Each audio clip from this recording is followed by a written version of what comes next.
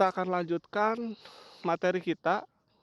Terakhir kita pembahasan dari Menuju Langit saya bahas di kolam renang. Tapi di hari selanjutnya ini saya akan bahas secara rinci dan secara pribadi serta dengan diri saya sendiri untuk mengulangi materi dari perjalanan menuju langit. Materinya tetap sama seperti yang saya bahas di kolam renang. Namun perbedaan yang saya bahas ini adalah saya sendiri, tidak berdua. Secara fisik ya sendiri, tapi secara batin kalian tidak akan bisa melihatnya. Karena lewat kamera tidak akan bisa dilihat, halus lewat directly, secara langsung kalian dapat melihat saya sedang di sini sedang bersama siapa. Kita lanjutkan saja. Sebenarnya jalan yang harus dipilih hanyalah jalan Tuhan, yaitu jalan yang lurus. Jalan lurus itu adalah jalan Tuhan. Saya akan menjelaskan beberapa jalan, ada jalan yang naik, ada jalan yang turun. Kita ibaratkan jalan yang naik itu adalah tantangan bagi diri kita. Kita harus di-push. Kenapa orang tua kita menyuruh kita keras, menyuruh kita supaya sukses, belajar-belajar walaupun kita sedang tidak mau, sedang tidak mood, tapi orang tua kita tetap mendukung kita, teman-teman sekeliling kita tetap mendukung kita supaya kita dapat mengasah kemampuan kita dan supaya kita tidak susah di kemudian hari. Kenapa demikian? Supaya kita tidak menyesal nantinya. Kalau sudah menyesal, siapa lagi yang akan dirugikan? Ya, diri kita sendiri. Jalan naik itu harus di-push, didorong oleh beberapa faktor. Faktor agama, keluarga, masyarakat, organisasi, pendidikan, edukasi, yayasan, semuanya harus ada yang mendorong kita. Dan dorongan paling kuat adalah cinta. Cinta yang datang dari ilahi yang dalam perantaranya bersumber dari makhluk yang paling cantik. Kalau laki-laki adalah wanitanya, pendampingnya, kalau perempuan adalah suaminya, kalau seorang anak adalah orang tuanya. Dimotivasi sekeras mungkin sehingga ia dapat memaksimalkan dan sampai menuju sangat atas, sangat atas. Kalau tidak ada motivasi, apa yang akan terjadi? Ia diabaikan oleh orang tuanya, ia diabaikan oleh suaminya, ia diabaikan oleh istrinya. Yang akan terjadi, ia akan mengikuti hawa nafsu yang dia inginkan, mengikuti apa yang selama ini dia idam-idamkan. Artinya apa? Dia akan terus menuju ke bawah. Jadi kalau ke atas itu harus ada dorongan, tapi ke bawah tidak usah dorongan, cuekan saja.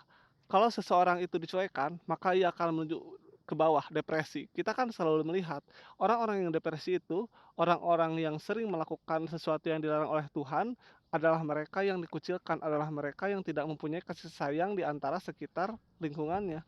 Terus ke bawah lagi, dari pertama seorang suami tidak mendapatkan perhatian dari istrinya, turun. Seorang anak yang tidak mendapatkan kasih sayang dari orang tuanya, turun lagi, membuat larangan-larangan yang dilarang oleh Tuhan.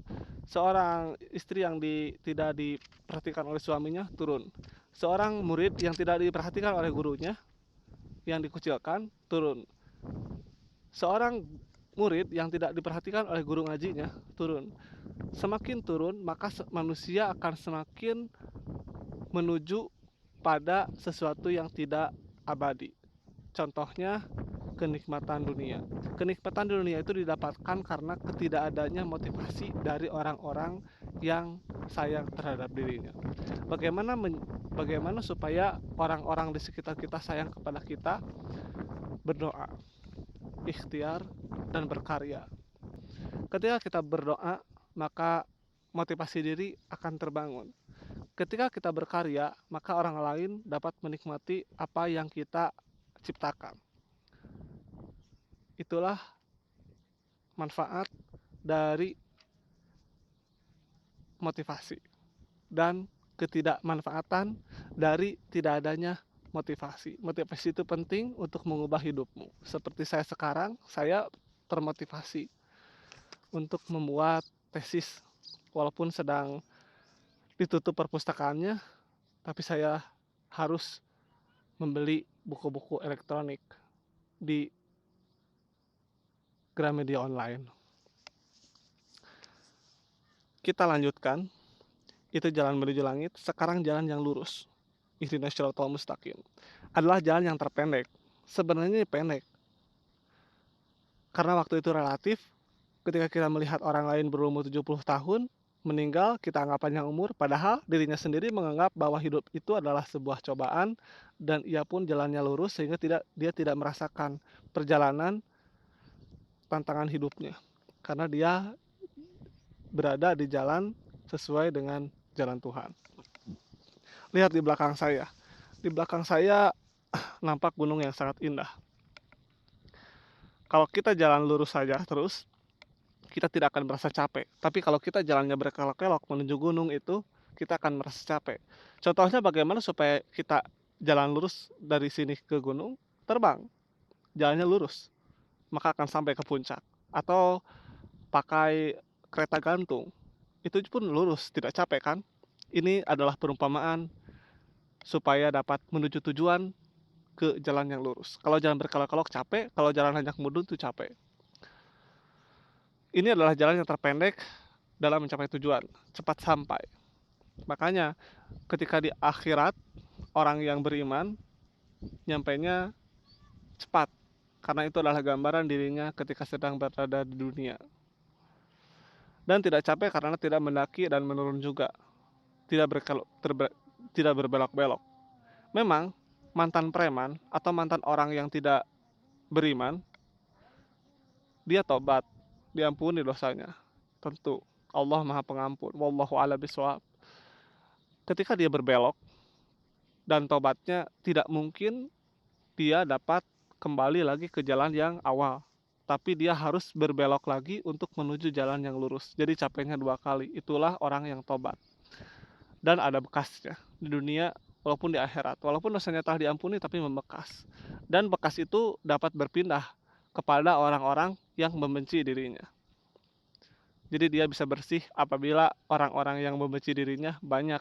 Dan apabila orang-orang yang jahat padanya menipu dirinya seimbang dengan apa yang dia perbuat di masa lalu.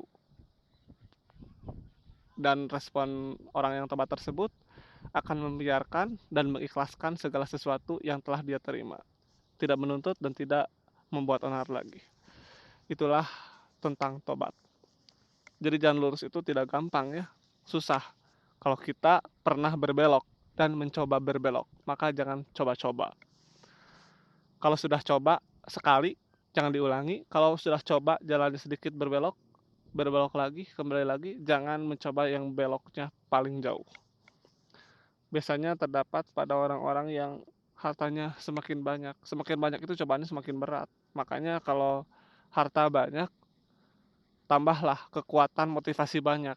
Kalau istri satu bisa memotivasi dan merasa kurang dan ada kecenderungan untuk berbelok dari jalan Tuhan, maka tambah istri lagi. Kalau masih ada kecenderungan untuk berbuat jahat lagi supaya memperbaiki akhlak, tambah istri lagi. Masih juga tambah istri lagi. Itulah jalan menuju langit. Memang susah, tapi itu harus dijalani. Makanya jalan itu disebut sirotol mustaqim, jalan lurus. Jadi kita tidak melihat faktor X. Kita tidak melihat orang lain berkomentar apa. Yang penting amal kita, yang penting perjalanan spiritual kita menuju ke langit lurus. Jangan dengarkan orang lain, karena orang lain akan menyesatkan dirimu. Orang lain akan menyesatkan dirimu apabila kamu lurus fokus terhadap ajaran-ajaran Tuhan. Jangan lihat orang lain. Cukup turuti gurumu, ikuti keinginanmu, dan ikuti aturan-aturan Tuhan, maka kamu akan selamat selamanya. Namun kesulitan menempuh jalan itu ada juga. Kesulitan itu disebabkan Tuhan memberikan beberapa potensi pada manusia. Dalam garis besarnya, manusia diberi untuk menjadi orang baik, juga potensi menjadi orang jahat. Dark side and good side. Dalam Al-Quran disebut, barang siapa yang ingin menjadi mukmin, mukminlah ia. Maka kehendak manusia, free will, free value. I want to be a good man. release it, dia akan terwujudkan menjadi orang baik. I want to be a bad boy, release it, terwujudkan juga. It is a free will yang diberikan kepada kita dari Tuhan. Give us from God. Barang siapa yang ingin menjadi kufur, maka kufurlah ia, ya, jahat. Kufur itu artinya cover. Cover artinya menutup. Menutup artinya tidak mau adanya masukan ilahi datang padanya. Ayah anu ngomong, "Jang, sodat you." Dia pun menutup telinga. Kedeui weh. Ketika ada yang mengajak ngaji yuk, ah, kedeui weh. Sampai dia pun tua. Dan setelah tua dia pun meninggal. Dan meninggalnya itu mengakibatkan kesakitan, kesedihan dari keluarga-keluarganya. Jangan sampai terjadi seperti itu. Saya memberikan contoh kepada manusia, bukan pada hewan. Karena manusialah yang ditugaskan untuk menuju langit. Itu di surat Al-Kahfi ya, ayat 29. Kalau di malam Jumat sering baca Al-Kahfi, maka kalian akan menemukannya. Jadi baca Al-Kahfi itu setelah baca Arabnya di dalam Al-Quran, baca juga terjemahannya. Baca juga tafsirannya, maka kamu akan paham. Dengarkan juga tafsiran dari mufasir, maka kamu akan mendalaminya dan akan mewujudkannya dalam kehidupan sehari-harimu. Manusia dapat menjadi mukmin karena ia memilih potensi menjadi mukmin, dapat menjadi kufur karena ia juga memilih potensi menjadi kufur. Potensi saya pribadi bisa jadi jahat, bisa jadi buruk. Bisa jadi jahat, bisa jadi baik. Jadi jahatnya karena saya mempunyai niat buruk yang ketika saya beristighfar sekali, dua kali, tiga kali dan tidak terrealisasikan dari niat buruk saya itu, maka itu batal. Dan ketika saya mempunyai niat baik dan niat baik itu tidak terlaksanakan juga, tapi tetap dicatat sebagai kebaikan karena sudah niat, maka niat baik itu lebih banyak saya lakukan daripada niat buruk. Niat buruk itu memang susah sih dihapus, makanya saya menciptakan niat-niat baik seperti pergi haji tahun 2036, saya pasti berangkat. Kenapa 2036? Karena disitulah saya dapat memprediksikan keemasan saya. Dan saya pun sangat suka terhadap film-film tahun 2036. Judulnya Time Travel. Ternyata menjadi orang jahat lebih disenangi oleh manusia. Alasannya karena jalan jahat itu bila dilalui upahnya dekat, directly, langsung, nikmat, dan konkret. Contohnya menjadi seorang pembisnis ilegal. Ia pun akan mendapatkan komisi pada saat itu juga ketika bisnis itu berhasil. Kemudian menjadi pengedar narkoba. Dia pun akan mendapatkan untung yang berlipat-lipat. Dan menjadi kurir narkoba, dia pun akan menjadi untung berlipat-lipat juga dengan resiko yang harus dia terima. Sifat-sifat ini lebih disenangi oleh manusia, sementara menjadi orang baik itu lebih sulit karena upahnya jauh, kadang-kadang tidak nikmat dan abstrak. Ketika kita dikhianati oleh orang pertama, maka kita pun akan berdoa supaya mendapatkan kenikmatan mungkin di orang yang kedua. Ketika kita berbuat kebaikan ke orang yang ketiga, dan orang ketiga tidak membalas kebaikan pada kita, maka kita akan berharap siapa tahu rezeki datang pada orang yang keempat. Siapa tahu rezeki datang pada orang yang kelima. Jadi orang baik itu mempunyai keinginan-keinginan yang abstrak, tidak konkret. Dan orang-orang baik itu mempunyai keyakinan bahwa rezeki itu datangnya dari langit, sehingga rezekinya datang secara tiba-tiba dan tidak disangka-sangka. Itulah rezeki orang-orang yang beriman. Beda dengan rezeki orang-orang yang buruk ya dan tidak beriman. Dia dapat memprediksikan uangnya berapa, tahun depan berapa, saat seminggu sekali habisnya berapa. Dia tidak memikirkan bahwa rezeki itu datangnya dari Tuhan Dan ketika kamu sumbangkan, ketika kamu bagikan kepada sesamamu, maka kamu akan mendapatkan rezeki yang berlimpah. Contohnya lebih memilih kredit mobil daripada membeli rumah, padahal duitnya ada. Memilih kredit motor, padahal motor masih ada. Lebih baik uangnya disisihkan 20.000 sebulan untuk diberikan kepada tetanggamu yang terdekat. Tetangga, keluarga transfer, dan yayasan yatim piatu. Nah, teori ini dapat menjelaskan mengapa sulit menjadi orang baik ketimbang menjadi orang yang tidak baik. Sekalipun semua orang tahu bahwa lebih baik menjadi orang baik daripada menjadi orang jahat. Lebih baik menjadi orang baik, semua orang pun tahu. Tapi fenomena fenomena yang kita lihat secara fakta di masyarakat, banyak kita temukan orang-orang yang tipu-tipu. Manusia itu terdiri dari dua unsur, yaitu unsur nasut, unsurnya manusia, nas, dan unsur lahut, unsur ilahi. Unsur nasut ialah unsur tanah, unsur bumi, api, air, angin, bumi, tanah, yang bersifat ke arah yang jahat tadi.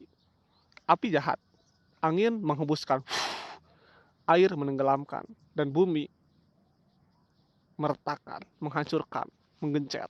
Bak. Jadi orang-orang yang dapat menguasai keempat unsur dari bumi itu tadi, seperti Avatar ya, dapat menguasai unsur api, air, angin, bumi, maka bisa menjadi orang yang jahat, super villain di dunia, lebih jahat lagi. Unsur nasut ialah unsur tanah yang bersifat ke arah yang jahat tadi. Sementara unsur lahut itu unsur langit yang senang ke arah kebaikan. Unsur nasut itu senang ke arah tanah dan menetap di tanah untuk sementara. Contohnya makanan yang haram, minuman yang haram, perempuan yang haram untuk dinikahi, perempuan-perempuan yang haram.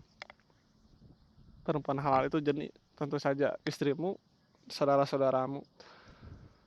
Ya, unsur nasut itu senang ke arah tanah sementara. Jadi nikmat yang dilakukan oleh orang-orang jahat dapat dinikmatinya sementara. Setahun, 2 tahun, 3 tahun, 4 tahun, paling lama 60 tahun seumur hidupnya.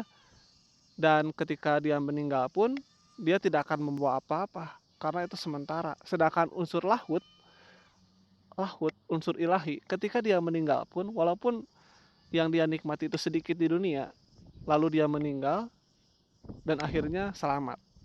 Dia mendapatkan hadiah. Hadiah berupa kenikmatan setelah kematian di alam barzakh. Unsur lahut itu ke langit, inginnya ke langit, ke Tuhan, senang menetap bersama Tuhan. Jadi pandangannya bisa menggunakan pandangan Tuhan, pendengarnya bisa menggunakan pendengaran Tuhan, sehingga dia melakukan panca inderanya secara abadi, tidak sementara. Kalau kita melihat, ketika kita pejamkan mata ini, maka objek itu menghilang. Tapi pandangan Tuhan ketika kita melihat, kita pejamkan mata, yang terlihat adalah sesuatu yang ada di balik pada objek tersebut. Dan itulah yang namanya mukasyafah, ketersingkapan melihat objek-objek yang terlihat. Panca indera, indera lahir, dan indera yang lain adalah indera batin. Lihat Meksiko dapat dilihat, pejamkan mata saja. Itu adalah pandangan orang-orang yang tersingkap indera batinnya. Pertempuran kedua kekuatan itulah yang terjadi pada kita, antara dark side and good side. Itu terasa sekali tatkala kita ingin naik ke langit dan meninggalkan bumi. Berat rasanya untuk meninggalkan bumi, karena banyak sekali benda-benda kesayangan kita, orang-orang sekitar yang kita sayangi, berat. Tapi itulah tujuan kita hidup, supaya mampu pulang ke rahmatullah. Innalillahi wa innalillahi rajiun. Jangan terlena pada kenikmatan bumi ini, karena ini adalah sementara, dan yang hakikat betul-betul abadi nikmat adalah di langit. Kalau kita kehilangan orang-orang yang kita cintai dan meninggal di bumi, jangan sedih, karena di langit mereka ada dan tetap hidup. Yang terbunuh, yang mati adalah body, jasad, bukan ruh ataupun hakikat pada dalam dirinya. Kalau mati pada dirinya, meninggal, betul-betul meninggal secara hakikat, kita akan lupa pada orang meninggal tersebut. Secara otomatis, siapa ya itu? Nah, itu benar-benar orang yang meninggal, orang-orang yang terlupakan. Tapi orang-orang yang tidak terlupakan, baik orang jahat maupun orang buruk, artinya apa? Mereka tetap ada di alam selanjutnya, di alam barzakh, dan akan menerima perbuatan dari apa yang dia lakukan ketika dia hidup. Contoh orang-orang yang masih ada di alam barzakh adalah dia yang masih diingat ketika di dunia. Apakah kamu mempunyai saudara yang kamu ingat? Berarti dia ada. Kalau kamu tidak ingat, berarti dia tidak ada. Nah, ke langit meninggalkan bumi. Ke langit itu sangat sulit karena kita lahir di bumi. Gravitasi bumi itu telah mempengaruhi kita sejak kita lahir. Karena kita terbiasa dengan alam materi, alam bumi, maka kita akan kesusahan ke langit. Kalau kita tidak akan susah ke langit, caranya pelajarilah ilmu-ilmu langit, niscaya kalian akan mudah untuk meninggalkan bumi. Akan ringan, tidak bergantung pada yang materi ini, tidak mengejar kekayaan, tapi mengejar sesuatu yang lebih bermanfaat dan hanya mengambil secukupnya dari kebutuhan-kebutuhan bumi. Contohnya makan. Sementara tarikan ke atas sangat lemah karena kita sangat jauh dari daya tarik langit. Kalau kita ingin memperkuat daya tarik langit itu, pelajarilah ilmu-ilmu tentang langit. Maka kamu akan semakin kuat ilmu langitnya dan semakin tersedot jauh ke atas langit. Kalau kita masih membumi, masih mengutamakan alam materi ini, masih menyesal atas kehilangan uang 1 juta, artinya apa? Artinya kamu masih berat untuk meninggalkan bumi dan akan semakin kesakitan ketika tertarik ke atas langit. Tidak mau kan? Sementara tarikan ke atas sangat lemah. Lain halnya misalnya kita lahir di tengah-tengah keduanya. Mungkin menjadi orang baik tidak terlalu berat. Kira-kira akan sama dengan beratnya menjadi orang jahat. Kita ditakdirkan lahir di bumi. Tidak usah mengandai-andai ada orang-orang yang berada di tengah-tengah. Orang itu adanya di bumi. Karena yang di atas itu malaikat dan yang di bumi itu manusia. Dan manusia mempunyai kesempurnaan karena ia diberikan 2 potensi, sedangkan malaikat diberikan 1 potensi. Dan setan hanya diberikan 1 potensi. Kitalah yang menjadi poros kesempurnaan dari makhluk Allah. Kira-kira akan sama dengan beratnya menjadi orang jahat. Kita ditakdirkan lahir di bumi, maksudnya lahir di tengah-tengah dunia materi. Unsur bumi lebih mungkin menang karena begitu kita lahir, kita sudah menetap di bumi. Bila kita bergerak sedikit saja ke arah langit, kita ditarik oleh gravitasi bumi dan kita terjatuh ke tanah. Memang sulit. Ketika ingin ke atas, jatuh lagi. Ketika ingin ke atas, jatuh lagi. Kita ingin ke atas, melesat dengan niat, maka akan sampai. Maka niat itu sangat penting, jangan remehkan niat baik. Ada beberapa hal yang dapat menyulitkan kita naik ke langit, yang oleh Ibnu Al-Qayyim Al-Jauziyah disebut sebagai perusak hati, yang akan saya jelaskan pada bagian berikutnya. Wassalamualaikum warahmatullahi wabarakatuh.